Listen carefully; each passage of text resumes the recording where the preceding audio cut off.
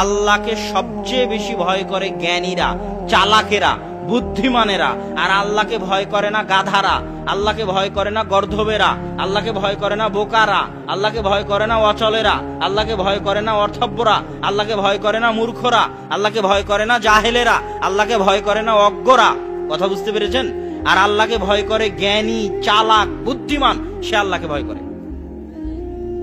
1 লক্ষ টাকার 50,000 টাকার ব্যাংকের চাকরি, কিন্তু সুদী ব্যাংকের চাকরি ছেড়ে দিয়েছে। তো মানুষ ওকে বলছে কত পাগল গো, 50,000 টাকার ব্যাংকের চাকরি ছেড়ে দিল। কিন্তু ও কিন্তু আসল বুদ্ধিমান, ও আসল চালাক। আল্লাহ বলছেন কোরআনে, এটা কখন ধরা পড়বে? মরার পরে। কখন? মরার পরে।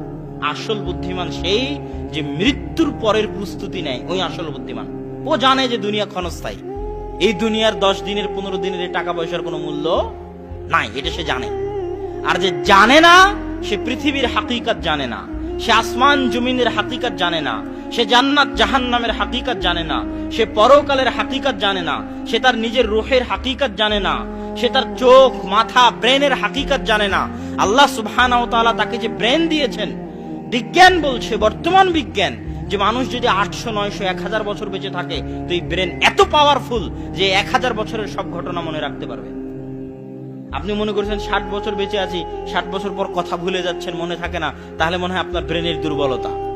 আল্লাহ সুবহানাহু ওয়া তাআলা আপনাকে 1000 বছর হায়াত দিলে এই ব্রেন এত পাওয়ারফুল যে 1000 বছরের সব ঘটনা মনে রাখতে পারবে।